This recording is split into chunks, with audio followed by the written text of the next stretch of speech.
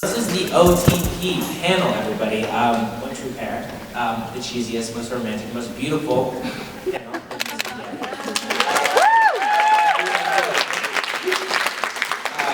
We are your hosts, Jarrod Shusterman and Sofia Lapuente. And we are with the amazing Brittany N.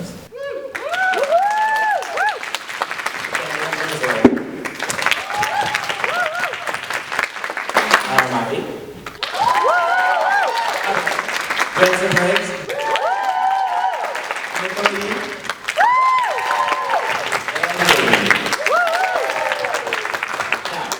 There is a good chance you have their books in your bookshelves. So why don't we make things personal and have you all kind of go through and introduce yourselves a little bit and tell us about your amazing releases.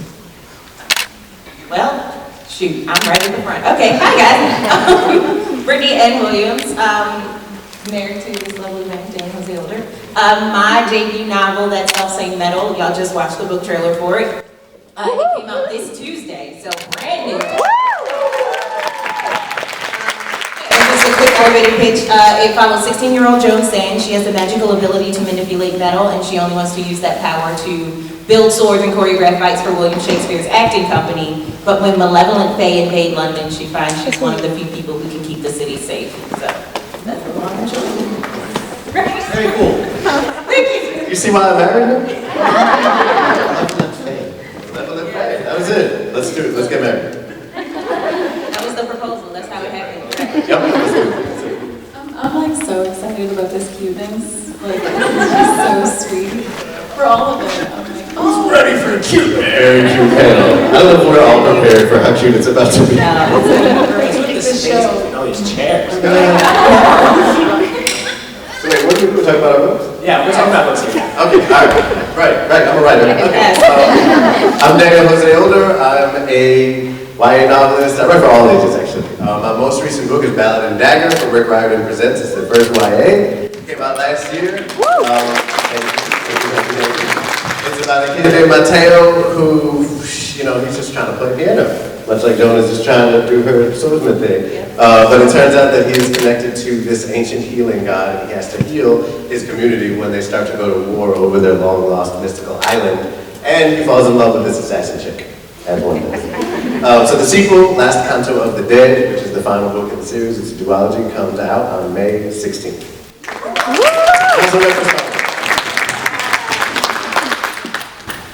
Hello, so I'm Nicola Yoon. I am married to my favorite person in the whole world, That really is my favorite. I also write books. My latest is called Instructions for Dancing, and it's about a girl who's quite romantic, but when we meet her, she has lost her sense of romance because her favorite couple in the world has gone divorced, and that's her parents. And she meets this like mysterious old lady, and after she meets her, she gets the power to see how relationships end. So whenever she sees a couple kiss,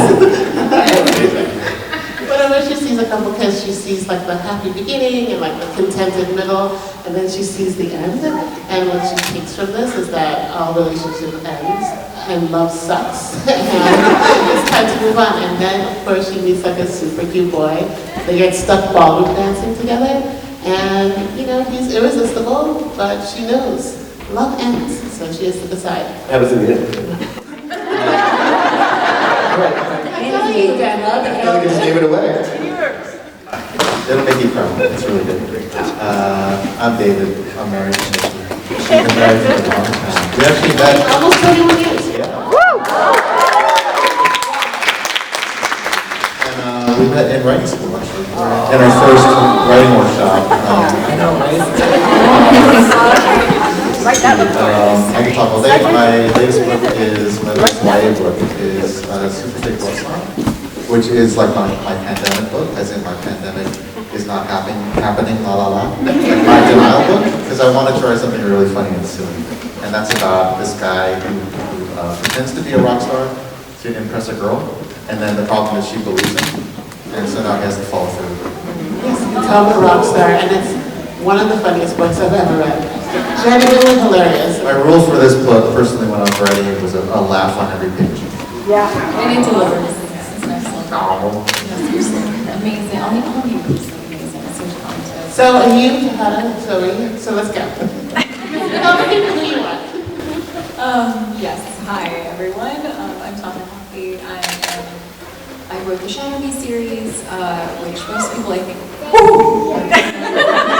familiar with my work, but I'm now promoting the second book in my new fantasy series. It's called These Infinite Threads. The first book was This Broken Kingdom. It's basically about a long-lost queen. It's a long-lost queen, prophecy story, but also it's basically a romanticy, because I love reading love stories. Also ornately, gorgeously written. Oh, so beautiful. Yeah. And such a, look at that one. Anyway, buy it, read it. I love how we're also like in love with each other. Every panel should be like this. So I've written a lot of books, but I think my greatest accomplishment is choosing this person.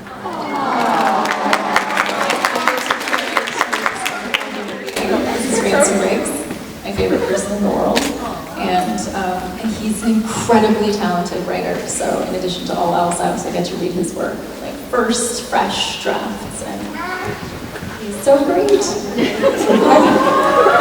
I'm supposed to speak having melted, but thank you. I'm Ransom Riggs. I am one half of our marriage and 100% of myself. I'm really excited about both. I'm happy to be here today. And I wrote the Miss Peregrine books, and the most recent one came out in September, and it's called Miss Peregrine's Museum of Wonders. And I think it's all been covered, but it's being married to another writer is pretty awesome. I think we're going to get into that pretty soon. We were talking in the car, we're like, should we start like a Tinder for writers or something? Because it's really, it works out very well. Age, published books. Well, to introduce what we're doing, we have a book called Retro that Sophie and I actually wrote together. It came out 2 months ago. To give you like the short elevator pitch, what would happen if there was a really bad cyberbullying incident at a high school, and a girl got really badly bullied on a platform kind of like TikTok. In our book, it's called Limbo. And imagine if Limbo comes to that high school and goes, okay, we're going to offer a challenge to fix things. Can you make it 1 year with no smart technology, no phones, no laptops? It's called taking the Retro Challenge. And if you can do it, you win the scholarship of your dreams. So everyone's getting into it, they're going retro, but students start disappearing and contestants are getting kidnapped. And this is a thriller. And it's up to our main protagonist to figure out who is sabotaging this challenge and maybe she's next. So it's a fun thriller with lots of romance. Is that enemies to lovers? And yeah, so that's kind of what we're doing. So, moving on to the next question. Yeah, I want to know, so how did it all start? How did your relationship begin personally and professionally? For example, in our case, Jarrod and I fell in love. And then we decided to write screenplays together. And then we decided to write books together. And you want to say something? This is a mystery, but soon we are coming up with our romance. All right, I knew she was a great writer before we met because I read a piece that she wrote about Black Panther. What was the title? It was, oh God, Wakanda Doesn't Give a Fuck. Yes. I was going to say. Yes. Yes, you found your people. Yes, I found my people. And it was so good. And I was like, who is this chick? And then I looked her up and I was like, oh no, she's hot. So I followed her on all the socials, but in a non-stop. He slipped into her DM. Oh no, she's hot. Did I slip into her DMs? No, I didn't. No, I did. no. In a very polite way. Yes. I waited till she announced that she was going to be in a Shakespeare show, and I went to that. Hoping that it would, anyway. She was over. She had a sword. She played Joan of Arc. Yes. And she had a sword, and it was done. Well, there was that moment where you were like, what's your favorite Shakespeare play? And I was like, Richard III. I was like, oh my God, that's my favorite. Right there. We were like, oh my God. Yeah, we're like, oh, Richard III. Extremely nerdy Yeah. together. And, she changed my life in so many ways. She taught me to be a better writer. She taught me to be a better human. And I just wouldn't be the person that I am without her, And I was proud of what I was before I met her, but I feel like I've just become want someone better for her. And there was never, I've literally never had a doubt in my mind that she was my perfect. And you know, and that's what it is. So here we go.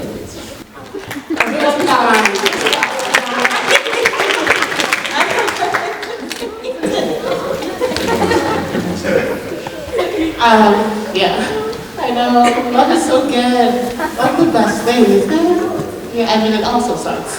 Yeah. It's I don't know why we love it, right? Yeah. It's good for stories. Especially if you have a superpower where you can see how people's relationships end. So who has that power? Anyone? No? Oh, right here. I said, you know. Oh, and I got a little Our girl. daughter.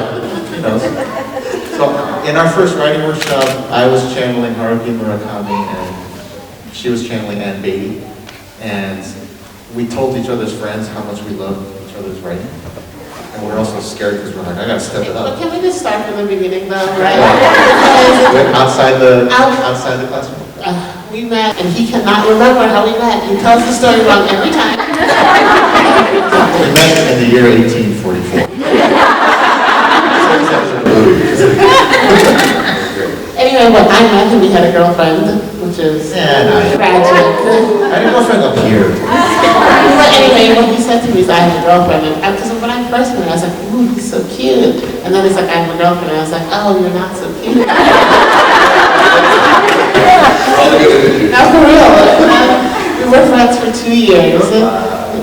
Just like really good friends. And then one day, we were driving to Brooklyn together, like he was going to see his friends. From Boston to Brooklyn, it's like a Right. 4-hour drive. And I made him a mixtape. I had such a crush on him. She's like, death by fire or death by ice? Interesting. I would all these questions to ask him, like, you know, do you feel with God? And like, how do you feel? What's the meaning of life? What happens after we die? So I went and had really good conversation, and also this mixtape. And she timed the mixtape to play No Sleep Till Brooklyn. When we got to Brooklyn. When we got to Brooklyn. That is legendary. We're saying a legend, yes. It worked because I snagged him. And then I dragged her to Los Angeles. Yeah, because Boston is cold. Don't live in Boston. We should tell the story together, instead of going one after the other. Well, like, so when we met, we were both like in the middle of dissolving like previous relationships. Like we were both like in the middle of like sort of devastating periods in our lives and didn't know that we were experiencing these things simultaneously. And we met in the writing community, and we were just friends, and You were here in LA. You're in LA. Mutual writer friends. yeah. Conferences, things we would sort of like cross paths. Yeah, and it's sort of like I don't know, it was just this like amazing kismet where we just realized, like slowly over time realized that like we were going through very similar things and also we were very similar people. And he just became like my best friend in the whole world. And I mean, I did have that it moment. was really fast. When I think I first saw you in at what's it called? Like NerdCon? WonderCon? Anyway, like I thought you were just like this beautiful creature, like this gorgeous person. But of course, you know, I couldn't say anything about it. I just put that in my back pocket for a long time. Until I can finally tell you, much longer, much further down the line. But yeah, we had this like, we built this emotional foundation together because we were going through like really similar traumatic experiences, and then we sort of realized that we had become best friends after a while, and then that we were also in love, and it worked out really well. And yeah, except then we had to have some serious conversations because I was like, well, we're very different. Like, we need to have some important conversations, which is a conversation for another time. But that was a whole journey. And but yeah, we're gonna, this September, we'll be married for 10 years. Very inspiring. Yeah. And I still miss him like the minute he leaves the room, so. It's pathetic, isn't it? So gross, I know. I feel like maybe this is a safe space where we can make gross stuff like that. I It's just like you wandered spend around. all day with this person, and then then the 5 minutes that you're apart for whatever reason, it's like, hey, where'd you go? It's pathetic. He'll come back from the dentist and I'll be like, how was it? Tell me everything. I just think it's so beautiful how one of the common threads we've all spoken about is patience. And I know for myself, I was also someone out of a very high relationship, but my life was basically in shambles. And, you know, I think we both learned in our own way not to rush in, but to still hold the space at the same time.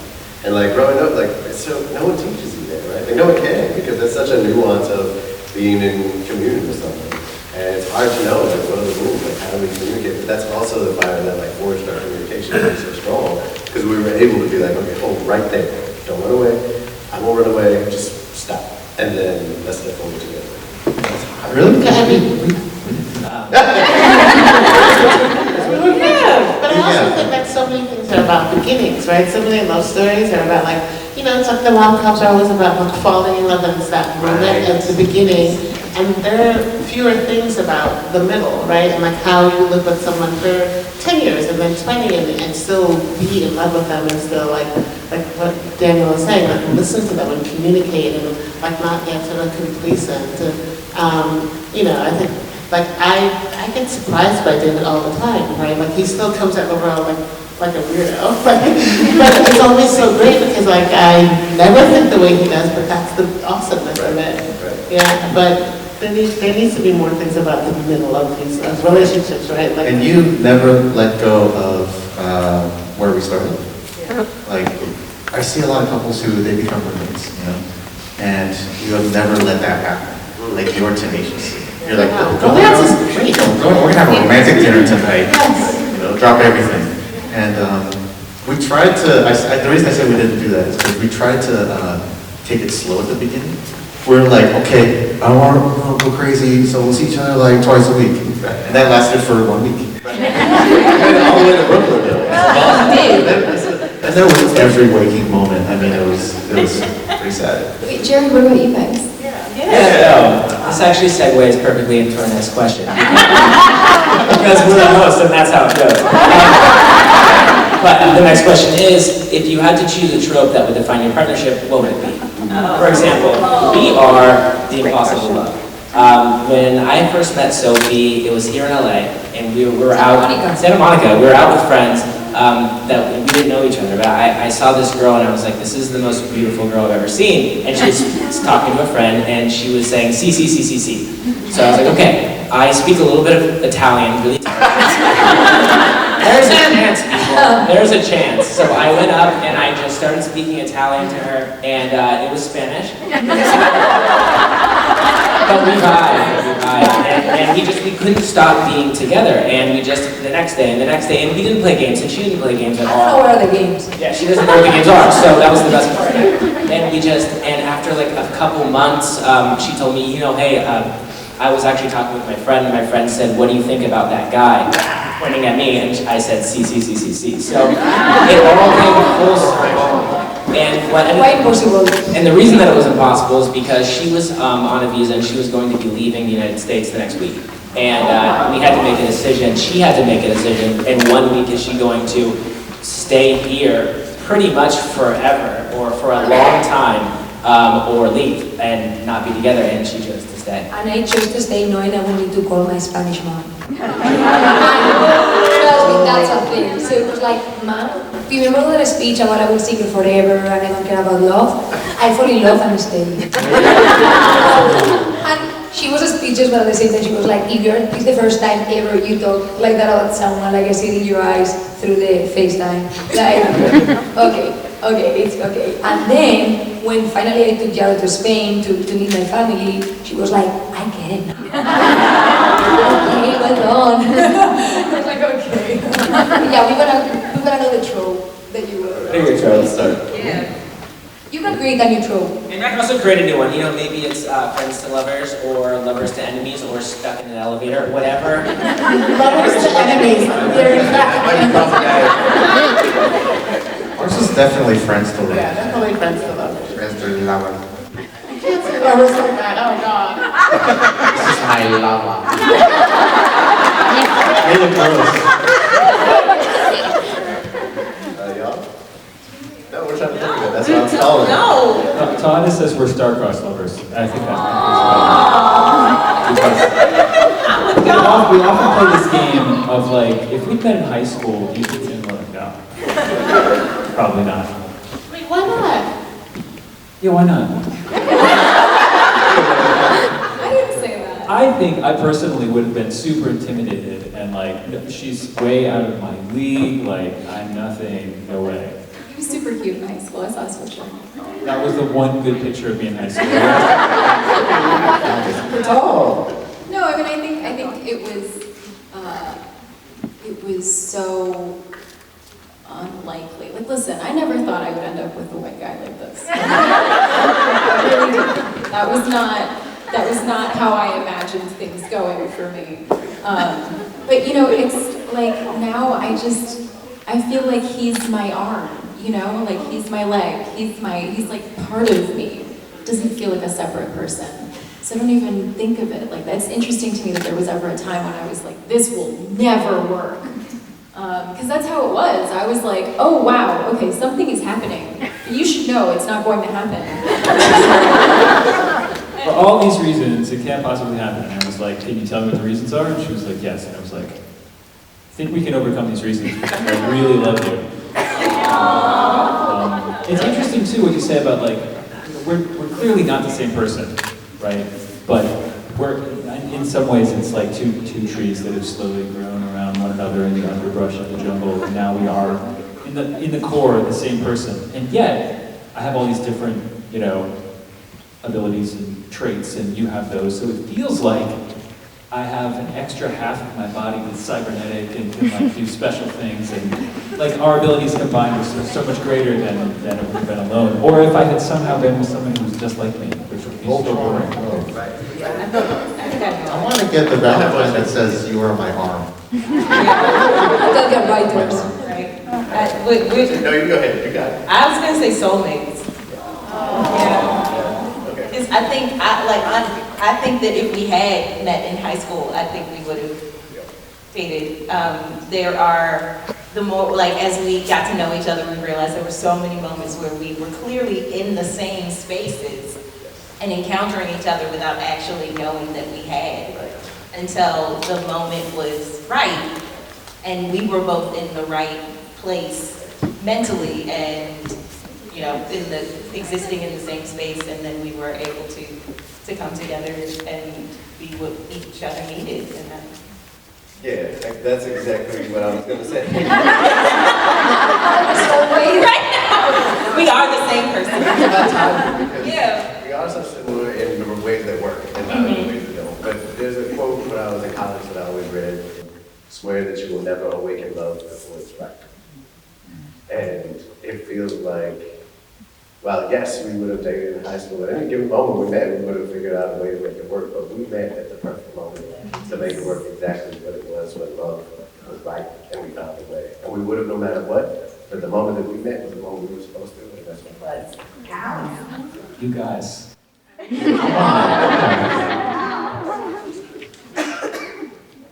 So good for the soul. Everybody should be like this. To talk about books. Lots of sad hard stuff happened in books, let's not. So the next thing is there something you discovered about your partner after reading your books that you didn't know? That's a great question. Thank you. That's so juicy. I love that. Put me on the spot. It was weird, but you had written me in multiple books in weird ways, like before. Wait, hold on. Clarify, not in a sketchy way. No, not in a right. So like, there's one character, like and it was love interest. So like, she was like, she had went through a goth phase in high school, and she was an anime nerd, and she was a sword fighter, and she had, when we met, I had locks, and she's on the book cover with two swords. Yeah, she is. And I was like, okay, cool. He was manifesting. Right, no, he was. Yeah, so I think, that was Discovered that I had the power to come to you. Right, yeah, you literally broke me up. I discovered that I was a figment of his imagination brought to life. That's amazing. I discovered that too. That's a really smooth move. I think you're great. I wish I could have punched. You had no idea you were a Manic Pixie character. It's true. Babe? No, you're good. No. You seem like you're Polite fight. Don't be trying to pass it No, off. no, I got you. There is one thing. It's one thing to write a badass like think piece, but it's a whole other thing to write a badass book. Not everybody can do that. That is a talent. It is a skill. It takes dexterity and it takes magic and it takes passion, and that is a different thing. So, when I read the book, I was like, oh, I knew that you were a great writer, and I knew you could tell a story. But to read like the whole thing and see it all come together, to know that you are really a conjurer, and that you know how to move all those pieces just right. Because I read the first draft of the book, which no one else did. You're It the was only badass. It was insane. It's so good. And sure, it grew a lot, but like it landed on the page in amazing shape. And I was like, oh shit. And not in a bad way, like in awe. Like this is so good. And I never had any doubt, but I still learned like just how good it could be, like with the power that you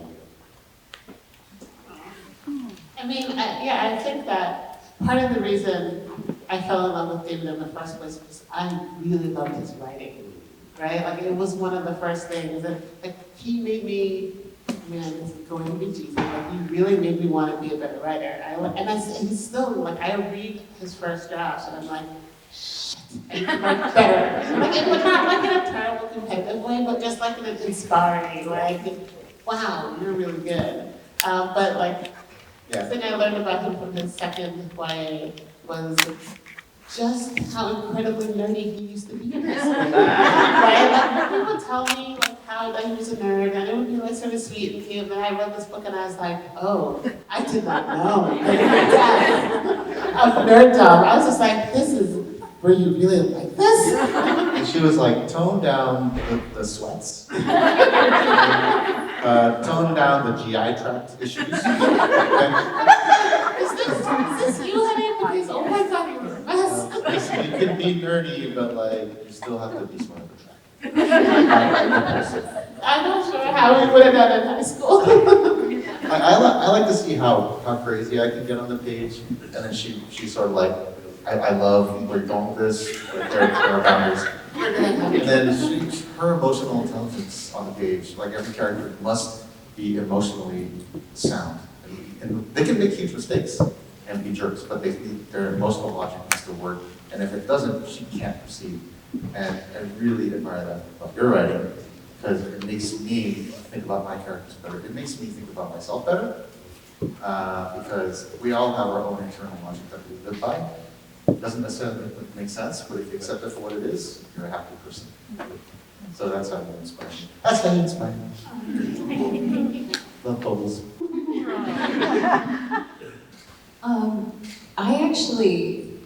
I didn't read Miss Peregrine's Home for Peculiar Children until after I knew Ransom as a person, so I was very nervous. Because I was like, this could be bad. It's gonna get weird. He's gotta let this be bad. Yeah, I was really stressed out. And also it's categorized broadly as horror, which is not my jam at all. And I was really worried. I was like, he's like into creepy, weird stuff, and I don't know if this is cool. And I started reading the book, and it was so beautiful. It was such a work of heart and warmth and found family and beauty, and he's such an elegant and eloquent writer that I was just, by the end of it, I was just in awe. I still feel that way. Like, I'll read he'll give me a draft of something he's working on, and I'll read it, and I'm just like, oh my God, I can't believe I get to be married to you. This is so great. You're so great. So that's how I feel like it's so fun to be able to get that perspective, to be able to see deeper into your heart and mind, because everything I uncover is so beautiful, and it's not always something that we communicate with each other. And sometimes I think as writers in general, we're not always cognizant of what we're working through while we're writing. Sometimes that becomes clearer to us in hindsight. Like, oh wow, when I wrote that book, I was really thinking about this one thing, or that was really affecting me. But to be able to see that happen in real time, I can see deeper into your soul. And what I uncover is always so lovely that it just makes me fall in love with you more. What do I say to that? Thank you. I absolutely feel the same way. I feel very lucky to be your first reader. Oftentimes, I get to read the first drafts, the first chapters as they come off the keyboard. And I'm just always like in such awe of your capabilities and your heart and the beauty of your writing. But I knew that you were an amazing person, but we hadn't, when I first read your books, but we hadn't like spoken extensively. So, I mean, if you guys have read the Shatterman books, which is all you had published when we first got together, you will know that like her character work is excellent. You get inside the head and the hearts of all of your characters in this way that feels really uncanny. Like they all have such specific voices and interior lives. And so I knew that you were, well, an extremely passionate person, which was borne out and is true.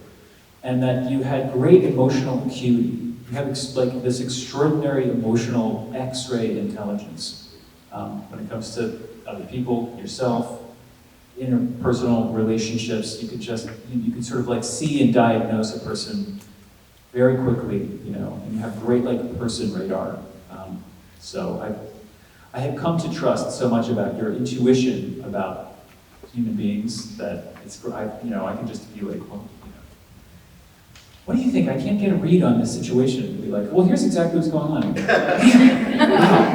that's why you're such a good writer too. It's pretty amazing. Oh, hearing all these stories is just, it makes me want to cry. It makes me so happy. And this is the perfect time for a lightning round, isn't it? All right, here we go. Is that a good segue? Okay. So, we're going to go lightning round. I'm calling you all randomly, and then we're going to do a reverse lightning round where you're going to answer things about your partner. But we're going to start with the lightning round. Here we go. I don't know, why are you trying to kill us? You're gonna answer too? I'm trying. He started his OTPs. Don't worry. OTPs. Like that. You can't believe us. Right? Are we ready? Okay, so, Brittany, does writing energize you or exhaust you? Both. Okay. Tahereh, between reading and writing, if you could only choose one to do forever, which would it be? Reading. David, do you ever Google yourself? And if yes, why? I don't want to know. Nicola, first book that made you cry. Never Let Me Go, Kazuo Ishiguro. Wait, you don't believe me? What's happening? No, we believe you. I was just thinking my words. Okay, and Daniel, as a writer, if you could choose, what would be your favorite book of all time? Of all time. Wow. Yeah, I know. Impossible. That's hard, isn't it? That is an impossible Like question. Pass. It's like a thesis. You have 10 minutes.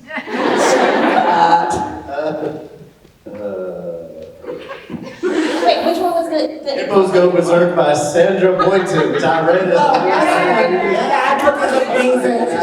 Incredible. The character arcs are phenomenal. Yeah, I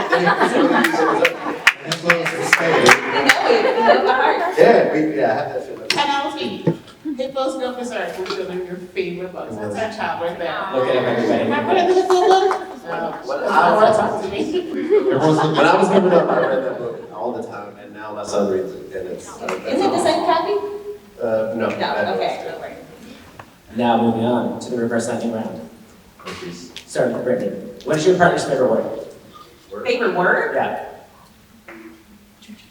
No, well, you always say, Papacito, that's what you call it. That's what you call Tito. That's true. That's true. We call our son Papacito.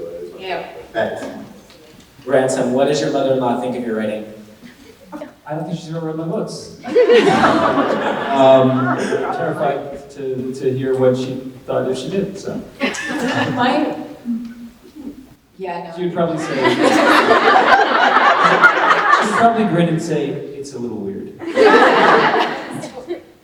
But she loves him so much. She would be like, I love you. Your books are a little weird. Okay, David. Favorite thing about writing with your partner? Is we write in the same pages doc, and I'm really good at action, and she's really good at like emotional stuff. And then we'll write our chapters and then flip, and I'll go through her chapter and action it up, and then she'll go through my chapter and emotion it up. Roll it up. Well, we could be out of time, or we could push it a little bit, so let's push it. Questions from the audience? Do we have any? Okay, I don't think we have a mic up there. You can shout. But you can shout, yeah. Me? Yeah. Okay, for Tahereh and Ransom, do you coordinate your outfits? Great question. Great question. We are all looking. No. But we get dressed in some proximity to one another.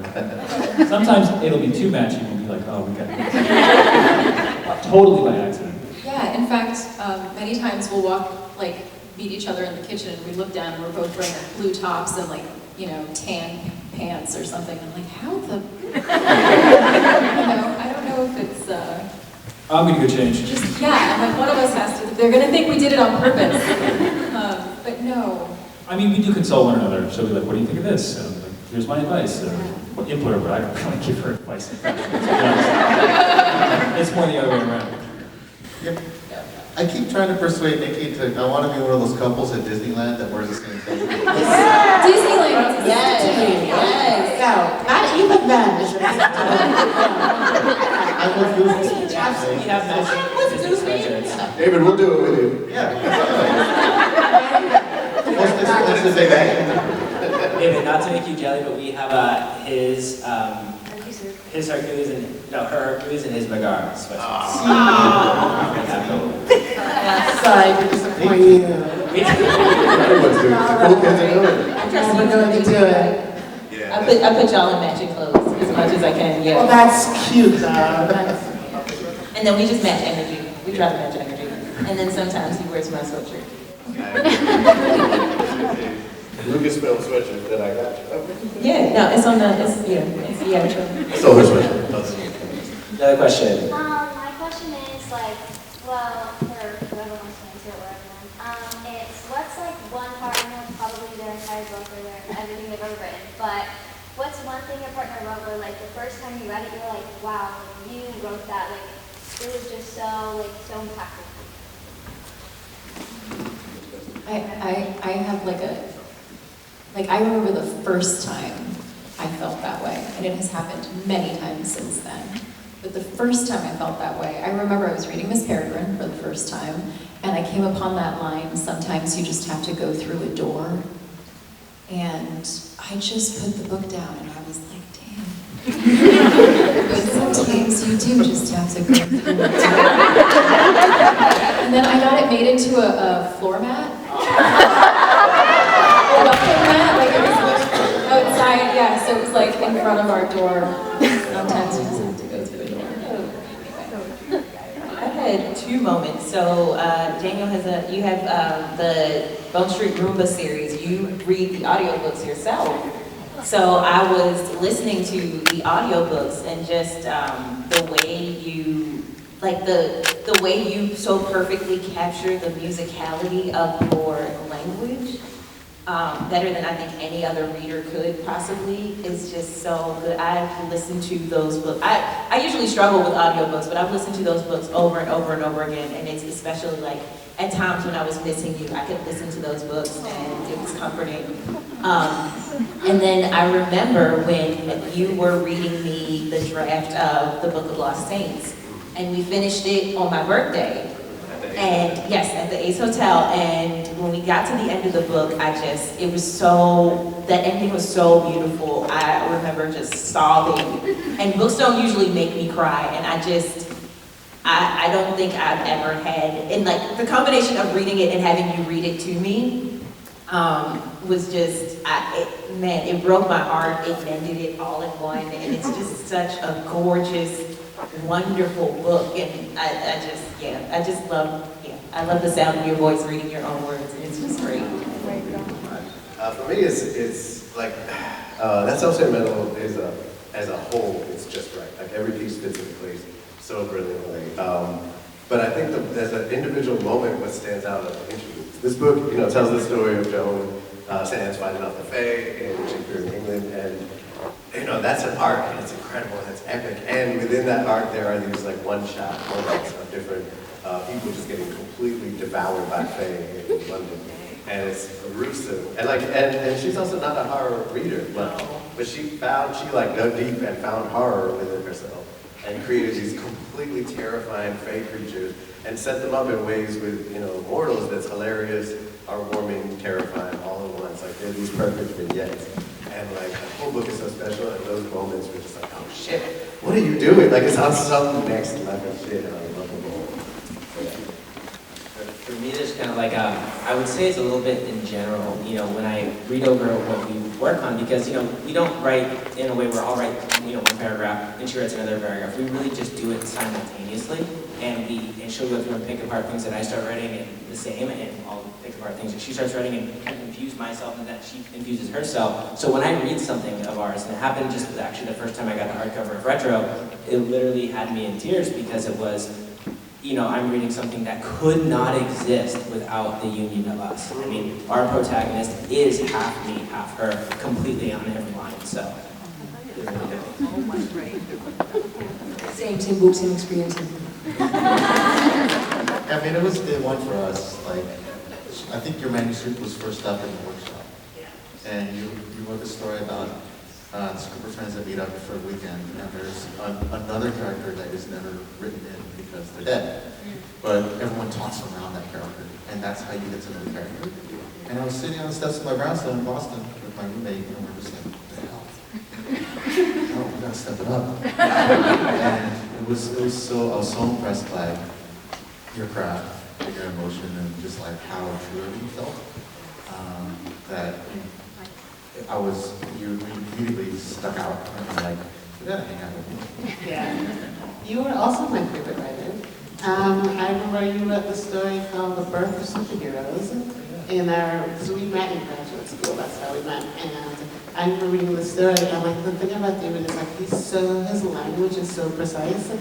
This boy chooses the perfect word every time. He's like a poet. You know how poets are just so badass? They're ridiculous. I love poetry and cannot write it at all. But David is like that. He always chooses the perfect. His language is just amazing, and that's what I remember about you. I was like, you were transported. You did not settle for just any word. It's the word. And it's true. I think this. Well, and also Instructions for Dancing is gonna make you guys cry. You haven't read it already, and it made me cry, and because it's like a feeling of helplessness. You just have to submit to the truths of the ending, because that's just life. And the fact that you went there, you go there. Other people will hold back, you go there. And you never forget what's important. That's the thing. If we start to get into a rut, or just be the very company who watches Stephen Colbert every night. Old people TV. She'll be like, we gotta shake it up, we gotta go somewhere and have dinner, for a walk or something. And it's been like that for 20 years. Over 20 years. Almost 21.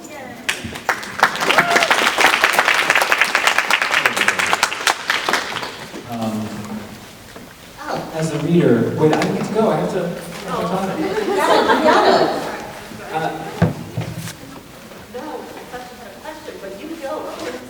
No, if Penny has a question, we're going to do that first. Please, Okay. So, as a reader, I love, a great action sequence, a good joke, as much as the next person. Love it. But I think I measure the overall sort of quality of a book with the number of lines per chapter that make you stop and go, wow, that's profound. It speaks to me on an emotional level. And it sort of can exist outside of this book. It's just something to remember. And with Tahereh's books, she's always got plenty. But the number of profundities per page, the PPP, has increased logarithmically. With every book she writes, and so I've had these moments with every book, but it just happened yesterday or 2 days ago. I was reading the thing I can't tell you about it, the latest Woven Kingdom book, which is going to be amazing. And there was a beautiful paragraph, and this line that stuck out to me was in order to master the world, you must first master yourself. I was like, oh, I love that, that's so great. You know, that was before a page that had made me cry, and like right after I was like, holy shit, this is amazing. So I'm constantly having this with your work, but it's just getting better and better. I like the PPP. That's a good metric. No, that was good. PPP, you gotta have one. Well, it's been such a wonderful experience to share this panel with all of you. We do have to wrap it up now, regretfully. But thanks again, and thank you for all